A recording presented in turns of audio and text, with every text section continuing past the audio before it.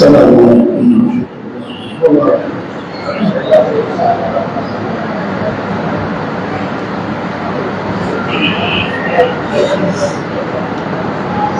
الحمد لله رب المشرقين ورب المغربين الذي خلق كل شيء زوجين وأنزل من الإحسان بالوالدين ونشهد أن لا إله إلا الله وحده لا شريك له وأشهد أن محمدا عبده ورسوله سيد الكونين صلى الله عليه وعلى آله وأصحابه وأتباعه أجمعين ليلا ونهارا في الطرفين فقد قال الله تعالى في كلامه المجيد القرآن بالتوحيد أعوذ بالله من الشيطان الرجيم بسم الله الرحمن الرحيم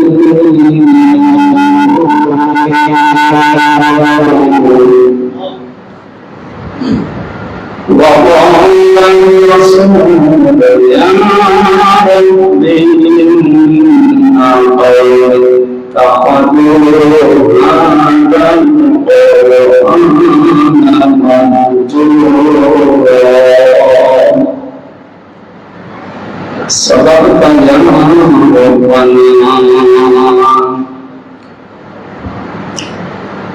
عن أبي هريرة رضي الله تعالى عنه قال النبي صلى الله عليه وسلم من مات ولم يغسل ولم يحدث به نفسه مات على شعبة من النفاق رواه الترمذي.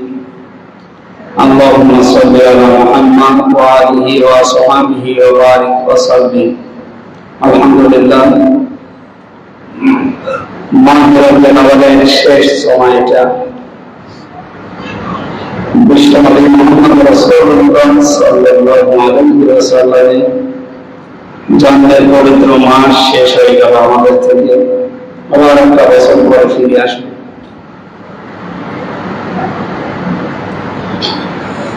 এখানে যে সমস্ত বিষয়গুলো অর্জন করা দরকার ছিল, যে সমস্ত বিষয়গুলো বর্জন করা দরকার ছিল, আমরা পেরেছি কিনা জানি না। অর্জন করা দরকার ছিল তার আদর্শটা, বর্জন করা দরকার ছিল যেগুলো ইসলামের নাম দিয়ে রবিউল আউয়াল আসলে মানুষ বেশি বেশি করে। জমান দিন আজানের সাথে সাথে আল্লাহ আমাদেরকে পবিত্র মাসে সবার আগে নিয়ে আসলেন তার ঘর মাসজিদে। বলছি আলহামদুলিল্লাহ, দরুদ সালাম করছি মুহাম্মদ রাসূলুল্লাহ সাল্লাল্লাহু আলাইহি ওয়াসাল্লামের প্রতি। আমরা নবীর হাদিস থেকে জানি যে পৃথিবীতে যত আপনজন হোক, যত ভালোবাসা মহব্বতের মানুষ হোক, আপনি যদি সব পালন করেন সর্বোচ্চ 3 দিন, 3 দিনের উপরে কারোর জন্য সব পালন করা যায়। মহিলাদের জন্য যদি স্বামী মারা যায় 4 মাস 10 দিন। আমি বাংলায় বলছি, কথাগুলো বোঝা যাচ্ছে? যত আপনজন হোক যদি মারা যায় সর্বোচ্চ সব পালন হবে 3 দিন, এরপরে কোনো শখ নেই। সে মহিলাদের জন্য যদি স্বামী মারা যায় সর্বোচ্চ 4 মাস 10 দিন।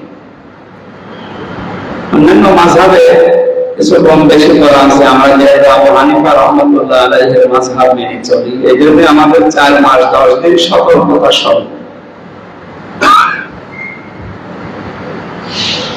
বাংলাদেশ, ভারত, পাকিস্তান এই সমস্ত দেশে আমরা যারা মুসলিম দাবি করি, আমাদের ভেতরে এই যে শোকের ছায়া যখন নেমে আসে 3 দিনই তো শেষ হয়, 3 বছরও শেষ হয়, 30 বছরও শেষ হয়, অনেক 50 বছর 100 বছর সব চলছে।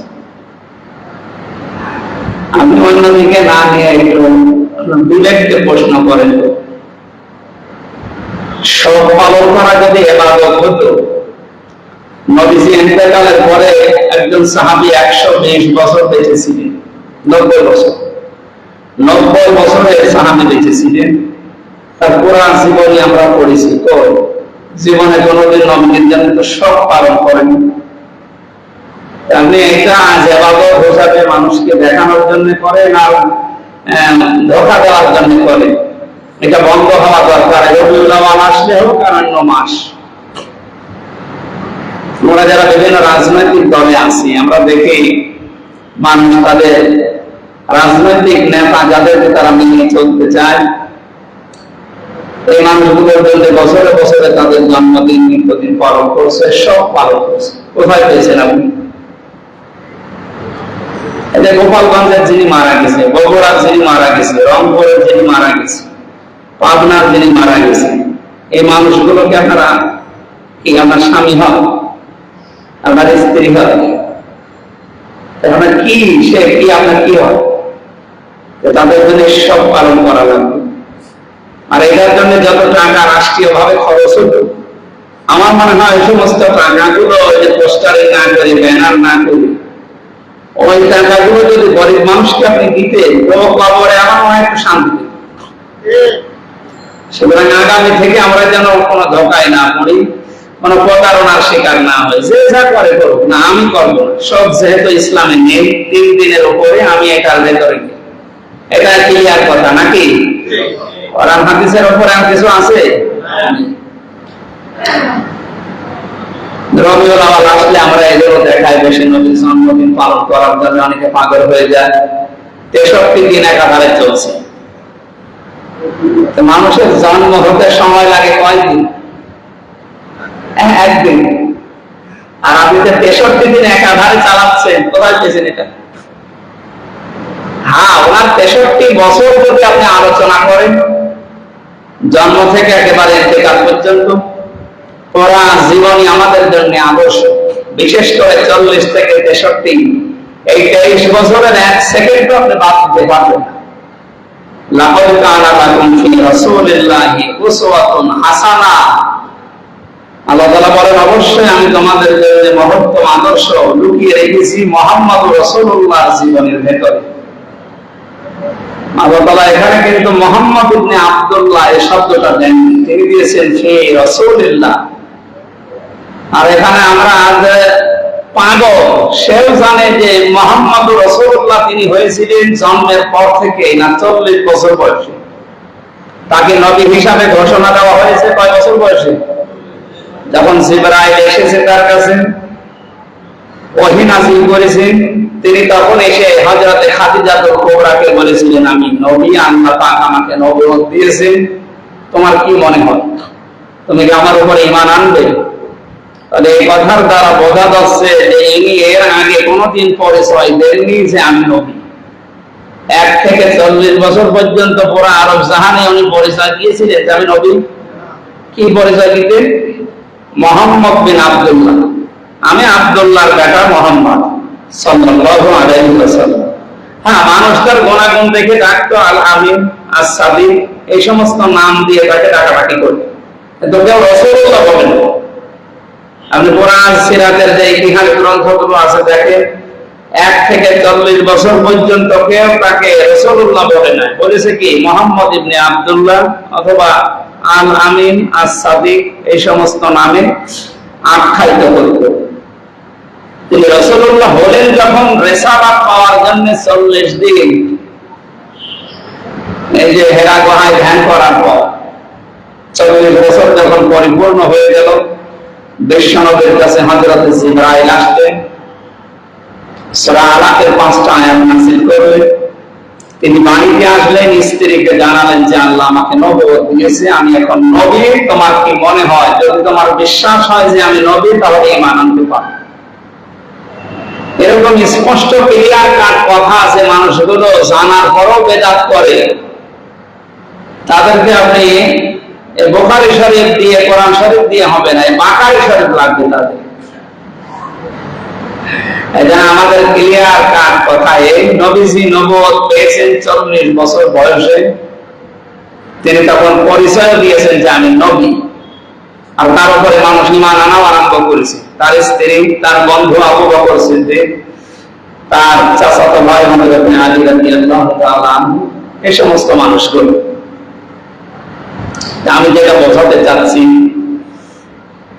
মুহাম্মদ রাসূলুল্লাহ যেদিন হলেন ওই দিন থেকে শুরু করে যেদিন ইন্তেকাল করেছেন এই দিন পর্যন্ত আমি পুরাটা হিসাব নিলাম, 63 বছরের 40 বাদ গেলে 23 বছর থাকে। কয় বছর?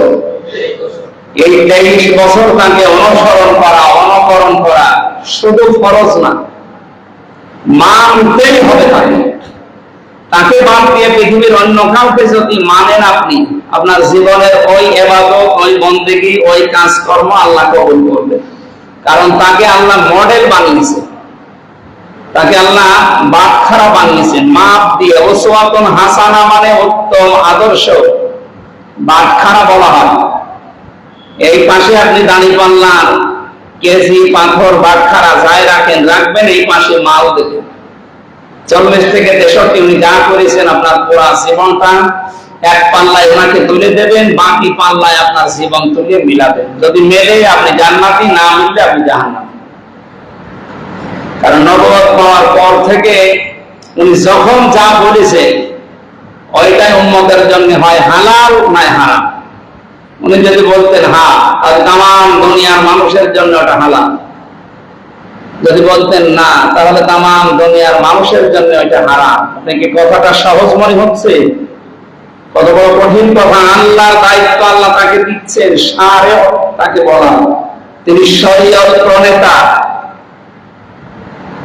এই জন্য আমাদের উচিত কি, আমরা মানতে যদি চাই উসওয়াতুন হাসানা হিসাবে মুহাম্মদ ইবনে আব্দুল্লাহকে শুধু মানবো না, মানবো আমরা রাসূলুল্লাহকে।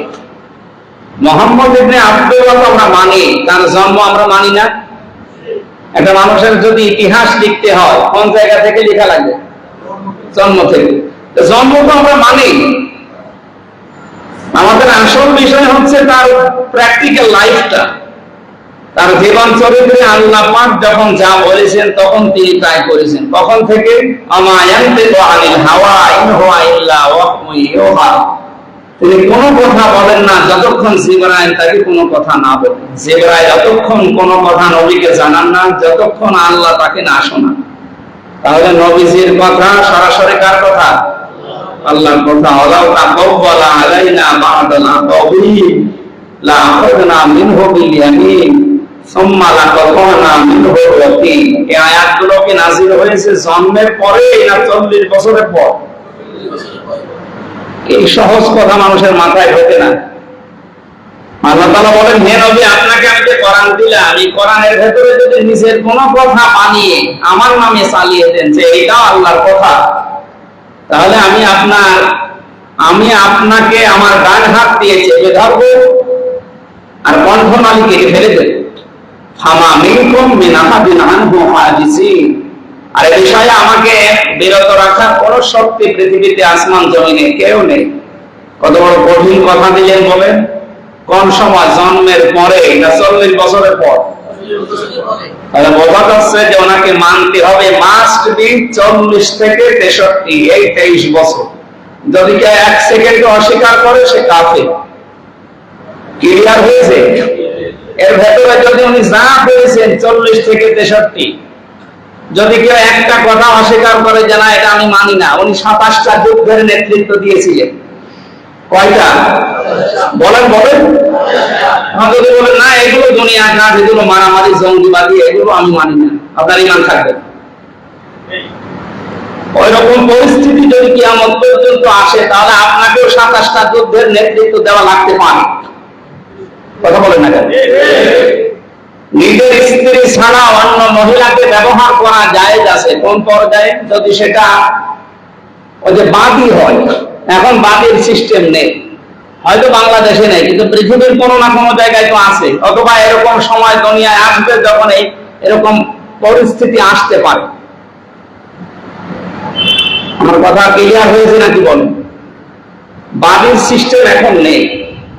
নিজের স্ত্রী ছাড়া একটা মানুষ অন্য মহিলাকে ব্যবহার করতে পারে স্ত্রীর মতো। সেটা কি? কিন্তু এখন সেই সিস্টেমটা আমাদের দেশে মনে করেন নেই।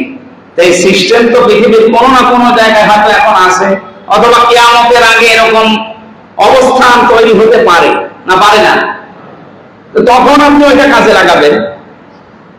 মুহাম্মদ রাসূলুল্লাহ জীবনে 27টা যুদ্ধ ছিল, নিজে নেতৃত্ব দিয়েছেন।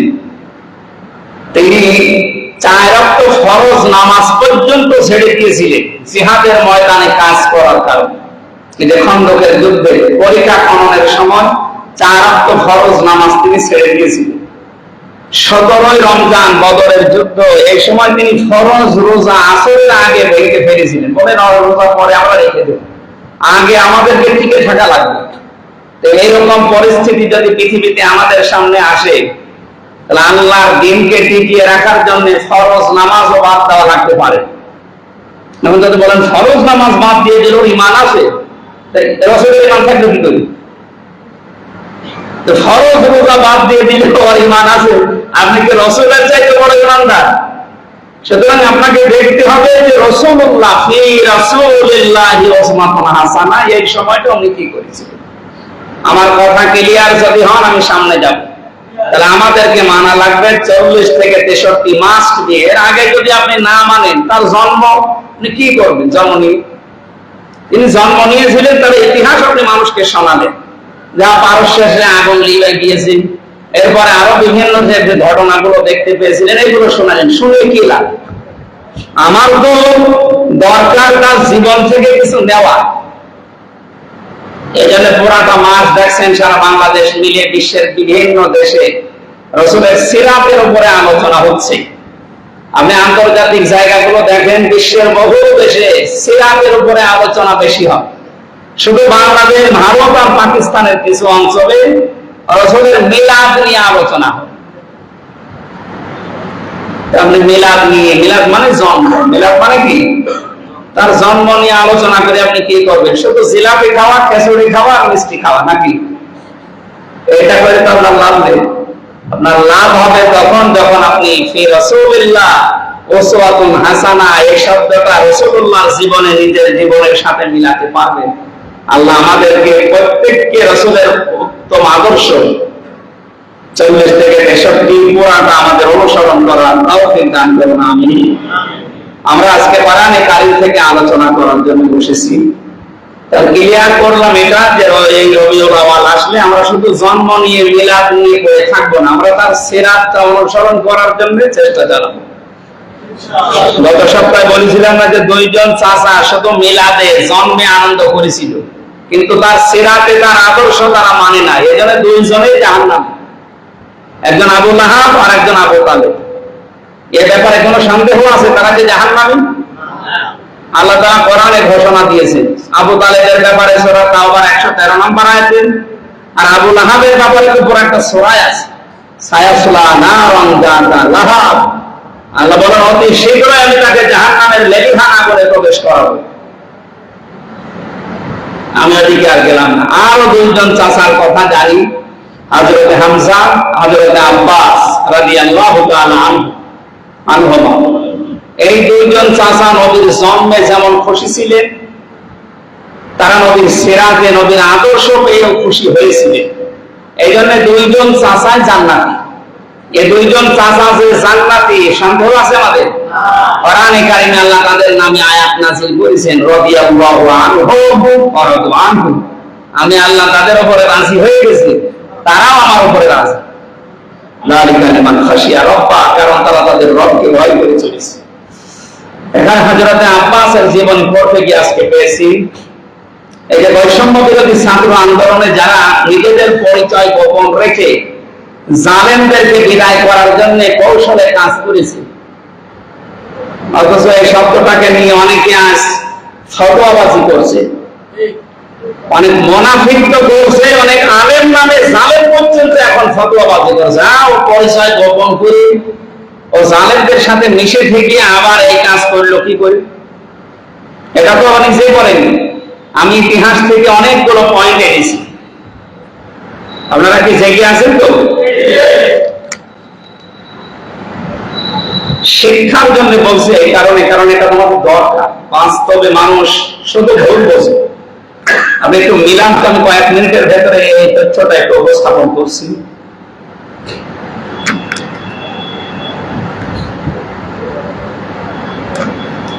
পরিচয় গোপন রাখা সংক্রান্ত ইসলামের ইতিহাসের কয়েকটা ঘটনা কয়েক মিনিটের ভেতরে শিক্ষার জন্য, যেটা রেকর্ড হচ্ছে, সারা দুনিয়ায় কালকে যাবে। জালেম এবং মুনাফিকদের কানেও যেন এটা যায়।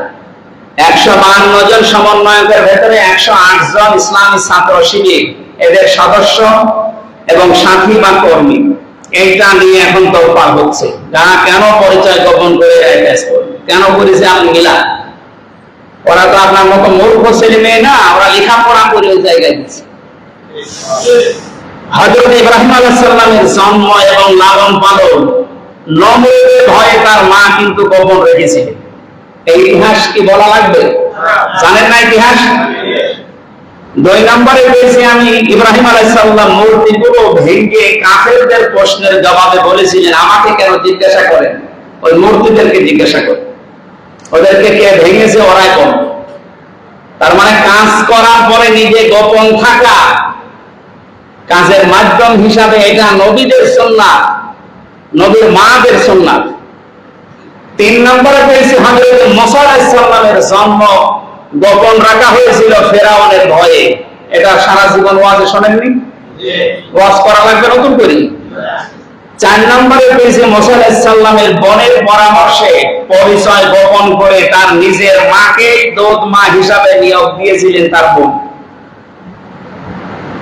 তার বোন হযরত মুসা আলাইহিস সালামের বোন তার মাকে দোদ মা হিসাবে নিয়োগ দিয়েছেন নিজের আপন ভাইয়ের জন্য। পরিচয়কে ওপেন করে না গোপন করে? হযরত ইউসুফ আলাইহিস সালাম মিশরের বাদশা হয়ে নিজের ভাইদের কাছে নিজের পরিচয় গোপন করেছিলেন এবং পুনরায় যখন তারা পিতাকে নিয়ে তার দরবারে হাজির হলেন তখন তিনি তার পরিচয় প্রকাশ করেছিলেন। এটা শুনেছেন কোনদিন? ইউসুফ জুলেখা এই সিরিয়াল যারা দেখেন না, কোনদিন নামই শোনেননি? এসে টিভিতে দেখায়, আমরা জেলখানার ভেতরে তো ওটা বাধ্য হয়ে দেখা লাগে, সবাই তো কি করবে, যদিও অশ্লীল কিছু এরকম কিছু ভেতরে নেই, তারপর হযরত ইউসুফ আলাইহিস সালামের কোরআন জীবনীটা ওরা তুলে ধরার চেষ্টা চালিয়েছে। তো উনি প্রথমবার কিন্তু পরিচয় দেননি ভাইদের কাছে, পরবর্তীতে যখন বাবাকে নিয়ে আসার কথা জানিয়েছেন তখন তার পরিচয় ওপেন করেছিলেন ভাইদের সামনে। 7 নম্বরে পেয়েছি আমাদের নবী মুহাম্মদ রাসূলুল্লাহ সাল্লাল্লাহু আলাইহি ওয়াসাল্লাম ইসলাম প্রচারের প্রথম কয়েক বছর গোপনে তিনি কাজ করেছিলেন না প্রকাশ্যে? বলেন হযরত ওমর রাদিয়াল্লাহু তাআলা আনহু ছাড়া 40 জন সাহাবী গোপনে ইসলাম কবুল করেছিলেন, প্রকাশ করেন। এখানে আরেকটা বিষয় আছে, সাফা পাহাড়ের পাদদেশে দারুল আরকামে ঘরটায় ছিল ইসলামের গোপন শিক্ষা কেন্দ্র। এখানে গোপনে শিক্ষা দেওয়া হতো।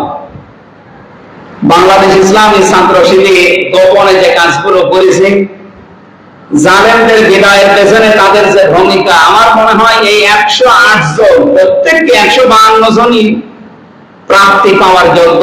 108 জন যারা গোপনে কাজ করে এই কাজটা আপনাকে এনে দিল, মত প্রকাশের স্বাধীনতা এনে দিল, আমার মনে হয় তাদেরকে প্রত্যেক থানায় জেলায় জেলায় অন্তত সংবর্ধনা দেওয়া দরকার। মুনাফিকরা কি ফতোয়াবাজি করছে দেখেন। এরপরে পেয়েছি রাসূলুল্লাহ সাল্লাল্লাহু আলাইহি ওয়াসাল্লামের হিজরত হয়েছিল প্রকাশ্যে না গোপনে? গোপনে কি ইসলামের কাজ করা জায়েজ আছে? এরপরে আর কি ফতোয়া লাগবে? এরপরে পেয়েছি রাসূলুল্লাহ সাল্লাল্লাহু আলাইহি ওয়াসাল্লামের এইটা বলার জন্য আমি এই তথ্যগুলো নিয়ে আসলাম। বিশ্বনবীর আপন চাচা যার নাম বললাম হযরত আব্বাস রাদিয়াল্লাহু তাআলা আনহু, তিনি কিন্তু গোপনে মুসলিম ছিলেন। তার জীবনী আজকে আমি পড়লাম, তিনি গোপনে মুসলমান ছিলেন।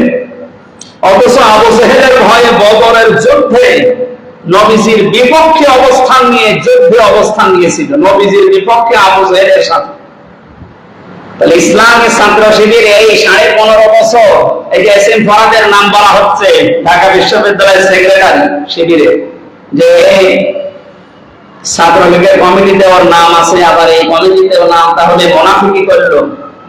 আপনি নবীর চাচা হযরত আব্বাসকে মুনাফিক বলতে পারবেন? উনি তো আবু জেহেলের ভয়ে ইসলাম গ্রহণ করেছিলেন গোপনে, কিন্তু প্রকাশ করেননি। প্রকাশ করলে ওই সময় সমস্যা ছিল। এটা একটা হিকমা। এটা কি? উদউ ইলা সাবিল রাব্বিকা বিল হিকমাতি ওয়াল মাউইযাতিল হাসানা ওয়া জাদিলহুম বিল্লাতী হিয়া আহসান। আল্লাহ বলেন আমার দিকে ডাকো, হিকমতের সহিত ডাকো। হিকমতের চারটা অর্থ আছে, তার ভেতরে এটা একটা। স্থান কাল পাত্র ভেদে আপনাকে পাল্টাতে হবে। আমি শেষ করি, এরপরে যাচ্ছি। নবীজির বিপক্ষে জিহাদের ময়দানে আল্লাহর নবীর বিপক্ষে আবু জাহেলের পক্ষ নিয়ে অবস্থান নিয়েছে, অথচ তিনি মুসলমান গোপনে। এস এম ফরহাদ যা করেছে, আমার মনে হয় নবীর চাচা হযরত আব্বাসের সাথে পুরাটা মিলে গেছে। আপনি মিলান একেবারে খাপের খাপ, মুমতাজের বাপ মিলে যাবে। এরপর বেশি রাসূলুল্লাহ সাল্লাল্লাহু আলাইহি ওয়াসাল্লাম, রাসূল সাল্লাল্লাহু আলাইহি ওয়াসাল্লাম এবং সাহাবীরা যে যুদ্ধগুলোতে পরিচালনা করেছেন তার বেশিরভাগই তথ্য গোপন, এবং সাহাবায়ে কেরাম বা সৈনিকরা জানতেনই না যে এখন কি করা লাগবে। এটা শুধু রাসূলুল্লাহ নিজে জানতেন। এটা ছিল যুদ্ধের একটা অংশ। অতএব বোঝা গেল প্রাণের ভয় থাকলে প্রাণ বাঁচানোর জন্য নিজের পরিস্থিতি গোপন রাখা বৈধ। আর যারা ফতোয়াবাজি করে এটা যে কেন পরিচয় গোপন করে এই কাজ করা লাগবে, ওকে কে আল্লাহ নির্দেশ দিয়েছে, ও কেন ওপেন পরিচয় দিল না যে আমি শিবির করি। আরে বেটা, যেখানে বিশ্বযুদ্ধের মতো হিন্দুরে কপিয়ে মেরে খাচ্ছে, ও বলছে যে আমার অন্য আমার আগা কাটা নেই, তারপর শিবির করে মেরে দিয়েছে। আর সেখানে পরিচয় দিয়ে থাকতে পারবে? বিশ্বযুদ্ধে হত্যা যারা করেছিল আমার সাথে তারা জেলে ছিল, প্রায় 8 জনকে আমি পেয়েছিলাম। এখন আফসোস করছে, বলছে ওই সময় যদি আমরা জিনিস দেখতাম তাহলে হয়তো মারতাম না। চিন্তা করতেন ও মেরে ফেলার জন্য কত উদ্গ্রীব, মেরে ফেলাই লাগবে, শিবিরের নাম দিয়ে মেরে ফেলেছে। আমি এরকম কঠিন পরিস্থিতিতে এখনো পর্যন্ত ফতোয়াবাজি করে যাচ্ছেন। আমি তথ্যগুলো আজকে উপস্থাপন করলাম এই কারণে, যারা এগুলো করছেন তারা থামবেন। এটা কৌশল তাদের। এটা রাসূলুল্লাহ এবং নবীদের মাদের থেকে, সাহাবীদের থেকে তারা নিয়েছে। কারণ এরা তার জেনারেল দলের মতো না। ইসলামী ছাত্র শিবির, ইসলামী ছাত্রী সংস্থা, এই দুইটাতে যেতে হলে ধাপে ধাপে যাওয়া লাগে। ৭৩টার উপরে বই পড়া লাগে, পরীক্ষা দেওয়া লাগে, লেখা লাগে। এমনি এমনি হয় না। এই জন্য বাস্তবতা এটা। ওনারা যা করেছেন বুঝে শুনে করেছেন। আল্লাহ আমাদেরকে এখন মুক্ত ভাবে কথা বলার একটা পরিবেশ তৈরি করে দিল। ওনাদের জন্য দোয়া করা দরকার কি? আরো ফতোয়াবাজি করছে। আল্লাহ মুনাফিক এবং এই আলেম নামে জালেমদের যেন হেদায়েত দান করে। যদি হেদায়েত না থাকে যেন আরো গোমরাহ করে দেয়। আমরা কোরআনে কারীমের সূরা ফুরকানের একটা আয়াত 30 নম্বর আয়াত পড়েছি। আল্লাহ তাআলা ঘোষণা দিচ্ছেন আল্লাহর রাসূল।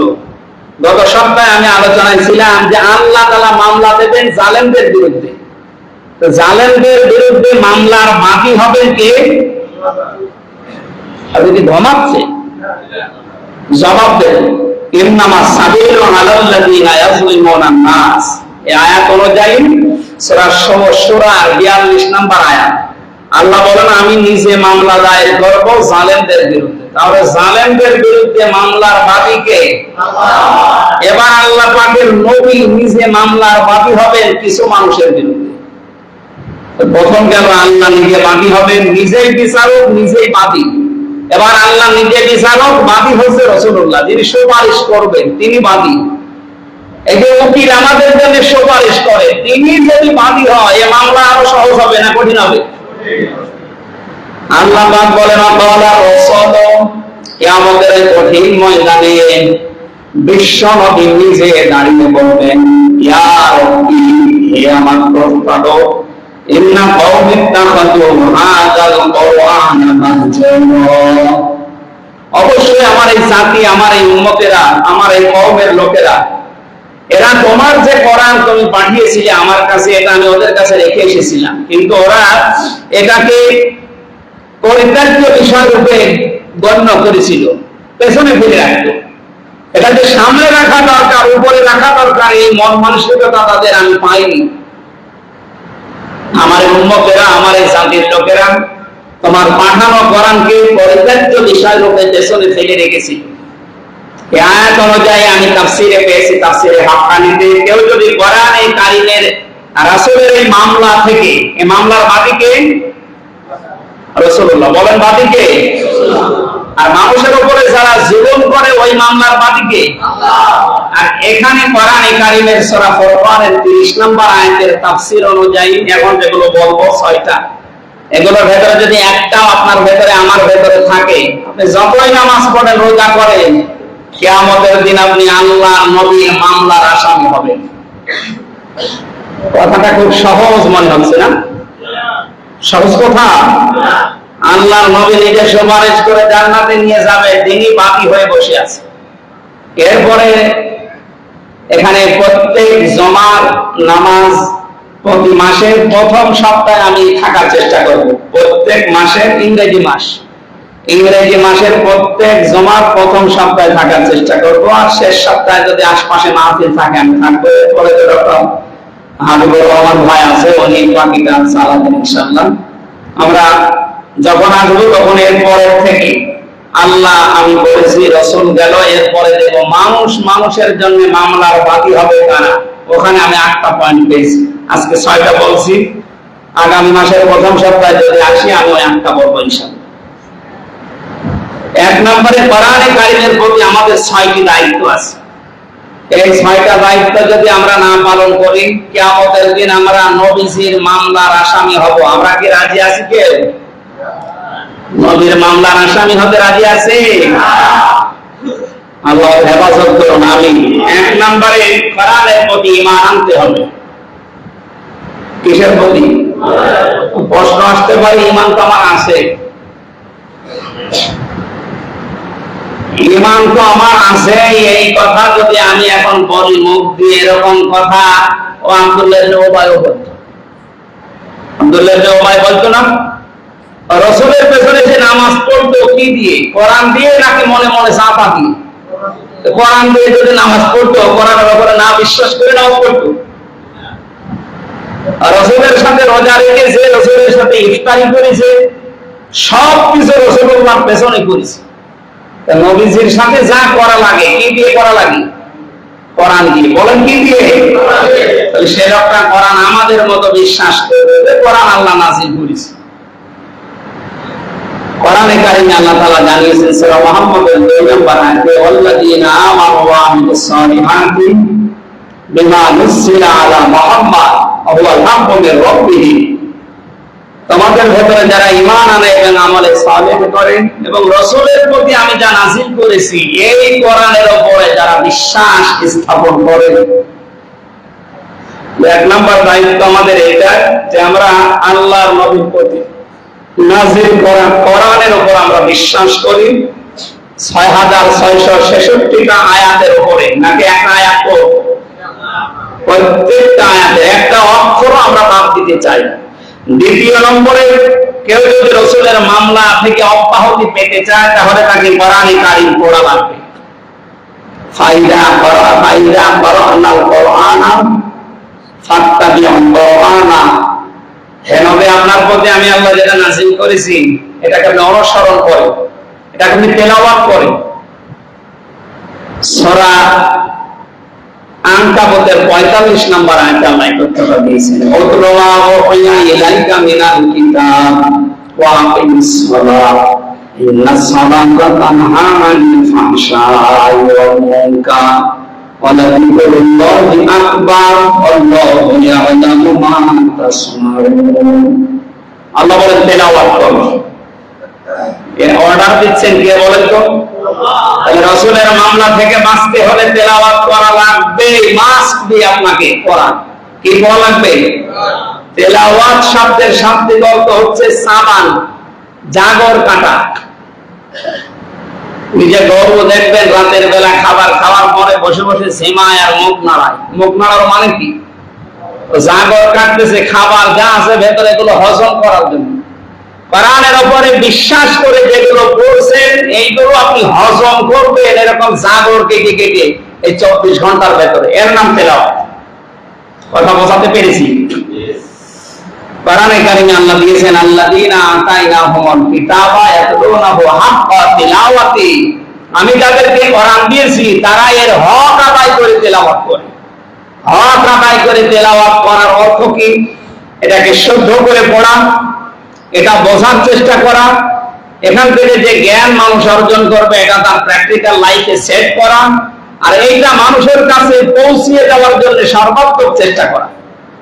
এই চারটা বিষয় মেনে নিয়ে যারা কোরআন পড়ে উলাইকা ইউমিনুনা বি, এরাই আমার কোরআনে বিশ্বাসী। আল্লাহ কিন্তু উলাইকা শব্দটা দিয়েছেন। আল্লাহ মনে হচ্ছে তার কুদরতের আঙ্গুল এইভাবে করে দেখাচ্ছে যে এই চারটা হক আদায় করে যারা পড়লো উলাইকা, এই মানুষগুলো ইউমিনুনা বি, আমার কোরআনে এরাই শুধু বিশ্বাসী।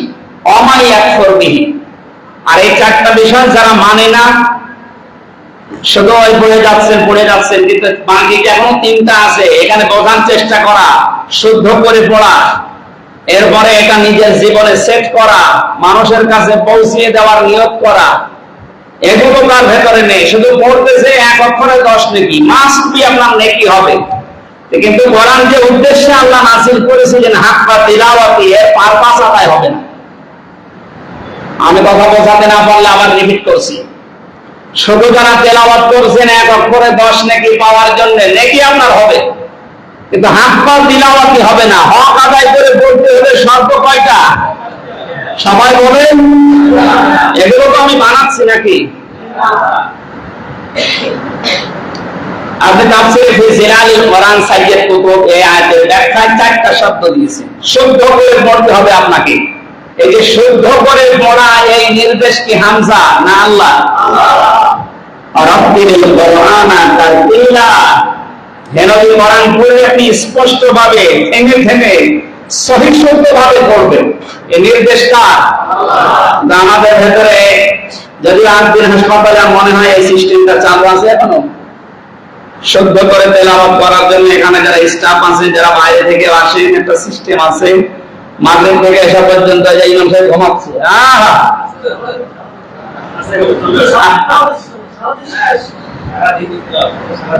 সারাদিন পড়ানো হয়। অনেক এখানে দেখলাম, কালকে আমি ছিলাম তো মাগরিবের সময়, পরশুদিন দেখেছি এখানে পড়াচ্ছে। আপনারা চেষ্টা করবেন শুদ্ধ করে পড়াতে। এখন হাফেজ মাওলানা এবং কারি সাহেব আছে, এনারা শুদ্ধ করে পড়াবে আশা করছি। 2 নম্বরে একে আপনারা বোঝার চেষ্টা করেন। কোরআন বোঝা খুব কঠিন না। 250টা শব্দ আছে, পকেটে একটা ডায়েরি কিনে নেবেন। 250টা শব্দ যদি ভালোভাবে একটু আয়ত্ত করতে পারেন, না 1-2 মাস লাগুক, আপনি একবার কোরআন শরীফ পড়লেই বুঝবেন ওয়া মানে কি, কলা মানে কি, আল্লাযিনা মানে কি, এরকম 250টা শব্দ মানে। দেখবেন আপনি যেখানে সেখানে পড়লেই হয় বুঝবেন, না কেউ পড়লে আপনি বুঝতে পারবেন। আমি যেমন কোরআনের আয়াত বা আরবি যে কোনো কিছু পড়লে বাংলা আমার পড়া লাগে না, আমি বুঝেছি আমি কি বলতে চাই।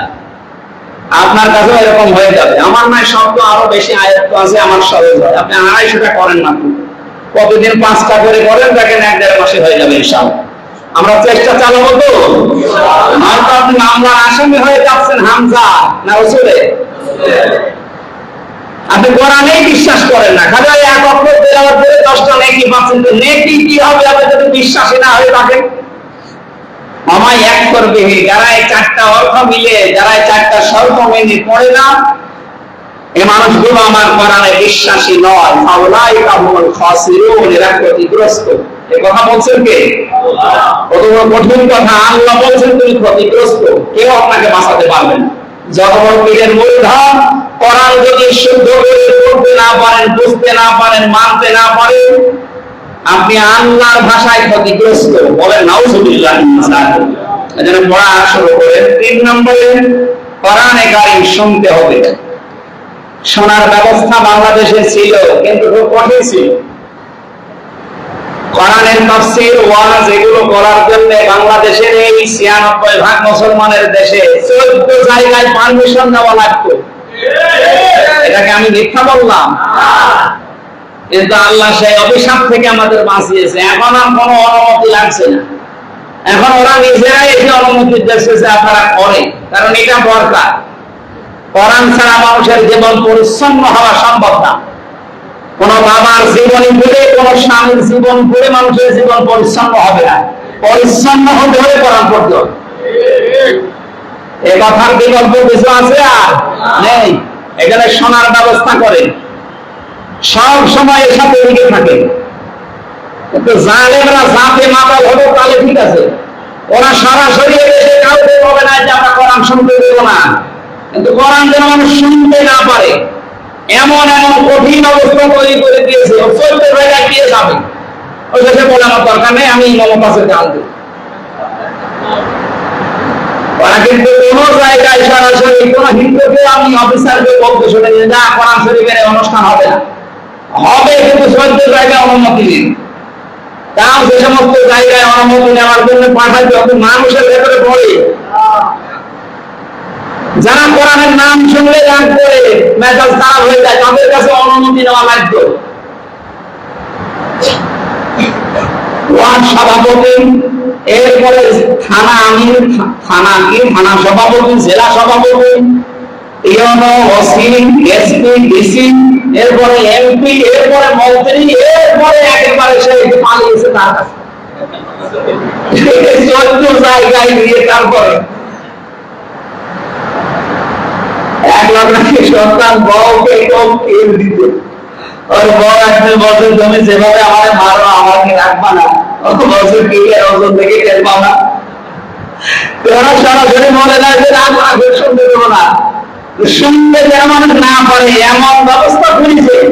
ও 14 জায়গায় গেছে কেউ না, কোরআনের অধিকাংশ তাফসীর মাহফিল কি বলবেন জাতে মাথা, কিন্তু তাহলে ঠিক আছে। আমার কুষ্টিয়াতে এই দুইজন সবচেয়ে বেশি ডিস্টার্ব করবে। এই যে একজন ছেলে আছে, এই যে ননুমিয়া না ইনুমিয়া, ইনু, আর একজন আমাদের হানিফ সাহেব, সবচেয়ে বেশি বাধা দিয়েছে। এই 15.5 বছর, আমি তো 11 বছর কোরআনের ময়দানে, আমার কথাই বলতে চাই, বলে না হামজা বাদ দিয়ে অন্য হুজুর নিয়ে আসে, অন্য হুজুর এর আপনার বাবার কথা বলবো।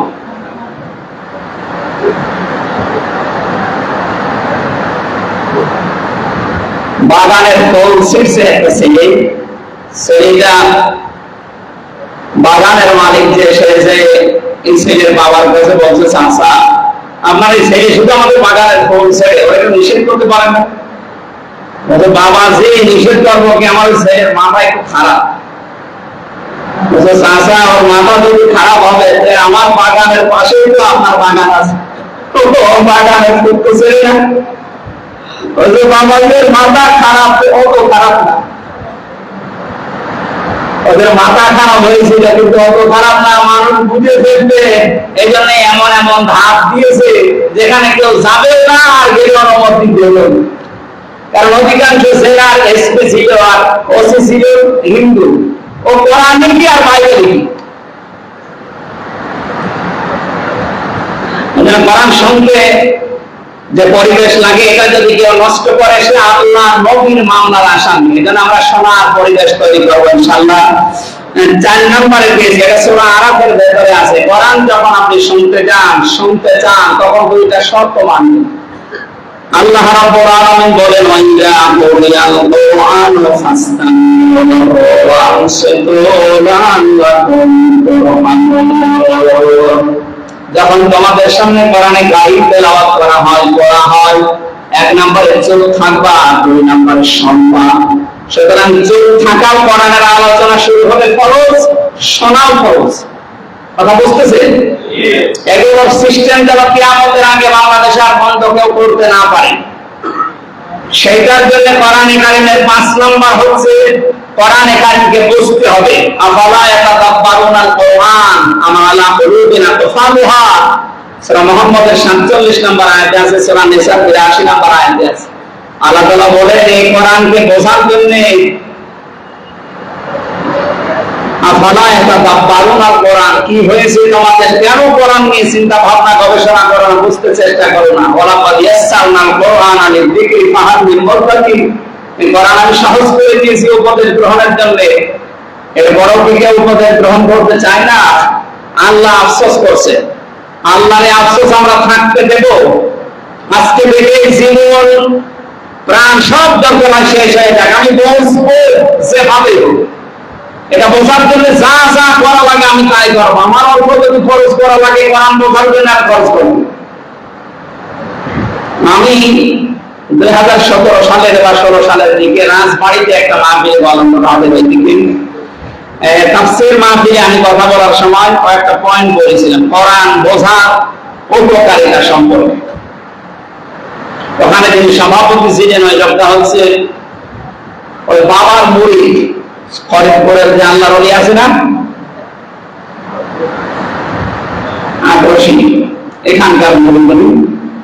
মানে আলোচনা শেষ করার পর ওনার বাড়িতে যখন খাবার খেতে গেছে আমার বছর আমি প্রত্যেক বছরে আমার বাবার জন্য আমার যে বিশাল ব্যবসা এই ব্যবসার কারণে আমি মনে করতাম এই বাবাই আমার রব, বাবাই আমার সব, এই বরকত মনে হয় বাবাই আমার দেয়। আপনি যা আজকে বললেন কোরআন দিয়ে হাদিস দিয়ে আমার চোখ খুলে গেছে। আগামী বছর থেকে কোরআনের এই কারিমের প্রচারের জন্য এই যে 1 লাখ করে গরু দিতাম আমার বাবার দরবার, 1 লাখ গরু বাবার দরবার শেষ, আমি কোরআন প্রচারের জন্য ওই টাকা ব্যয় করবো। সুবহানাল্লাহ। ওই লোকটা একটা ভ্রান্ত ধারণা ছিল, সেজন্য সে যদি একদিনে পরিবর্তন হয়ে কোরআন পড়ার ক্ষেত্রে প্রচারের ক্ষেত্রে কোরআন বোঝার জন্য এই চিন্তা ভাবনা নিতে পারে, তা আমাদেরও যা আছে আমরা অতটুকু খরচ করার চেষ্টা করব। 5 নম্বরে মানতে হবে। 5 নম্বরে কি? আপনি কি মনে করেন কোরআন মানা এখনো পর্যন্ত এই দেশে অত সহজ? 1628টা চেয়ার ছিল এই দেশে, মেন চেয়ার, যেটা জালেমদের দশর হিসাবে কাজ করেছে। সেগুলোতে এখনো অনেক জালেম পর্যন্ত বসে আছে, তারা গোপনে এখনো ষড়যন্ত্র চালাচ্ছে। আপনি মানতে গেলেই মানতে দেবে। সুতরাং যদি নবীজির মামলার আসামি হতে না চান, কোরআন মানতে হবে। পরিবেশ তৈরি করা ফেরেশতাদের দায়িত্ব না হবে। বলেন মান করাল কোরআনা ফাস্তাযহারাহু, যে ব্যক্তি কোরআন পড়ে, কোরআন পড়ার ব্যাখ্যা করেছে কয়টা? আরো জোরে বলেন। 1 নম্বরে শুদ্ধ করে পড়া, 2 নম্বরে বুঝতে হবে, 3 নম্বরে মানতে হবে, 4 নম্বরে মানুষের কাছে পৌঁছে দিতে হবে। এইভাবে যারা পড়ে ফাস্তাযহারাহু, এরপরে কোরআনকে যারা ইজহার করার চেষ্টা করে, বিজয় করার জন্য চেষ্টা চালায়। বাংলাদেশে হাজার হাজার দল কাজ করছে, কোরআন বিজয় করার জন্য কোন দল কাজ করে? আপনার কি বিবেক নেই নাকি কুকুরে বসত করেছে বিবেকের উপরে? এত বলা লাগবে কেন? খালি রাজনীতির গন্ধ খুঁজে হাদিসটা কি রাজনীতি?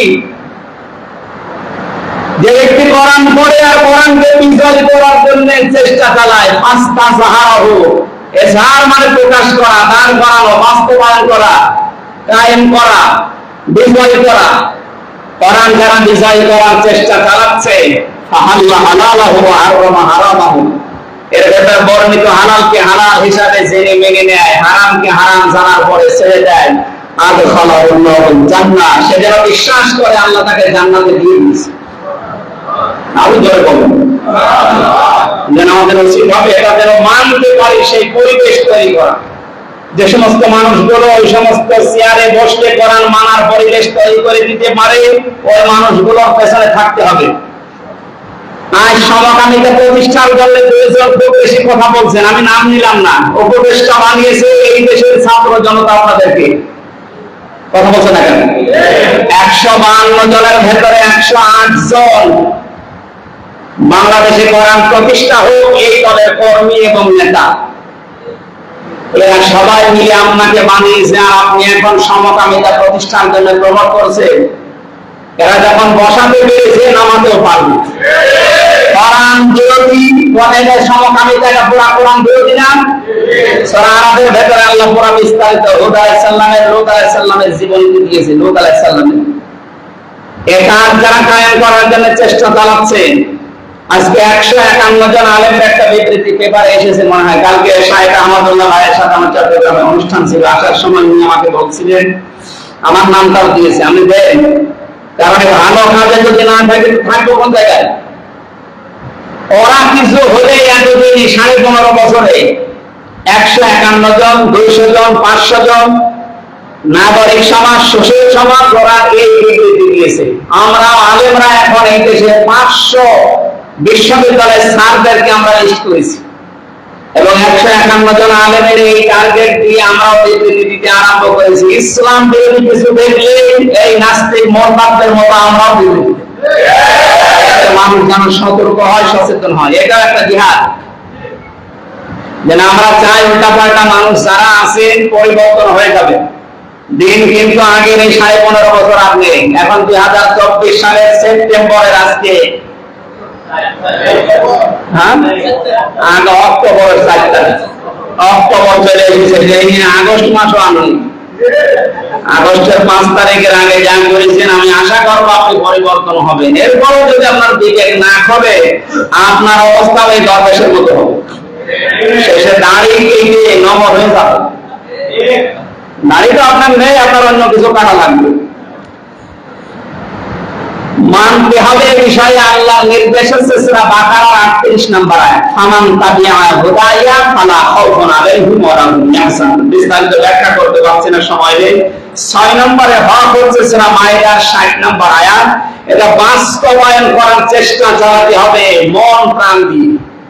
নবীজির হাদিস পেয়েছিলেন না, মান মাতা, যে ব্যক্তি মরে গেল, ওয়ালাম ইয়াহজু ওয়ালাম ইউহাদ্দিস বিহি নাফসাহু, কিন্তু তার মনের ভেতরে এই কামনা বাসনা ছিল না যে আল্লাহর কোরআনে দেশে বাস্তবায়ন হোক।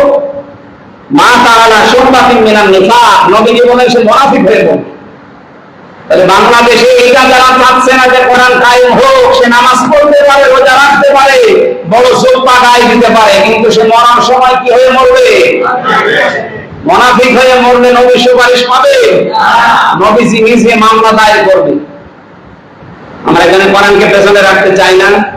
আরো পয়েন্ট গুলো ছিল, আমি পড়াটা বলতে পারলাম আজকে।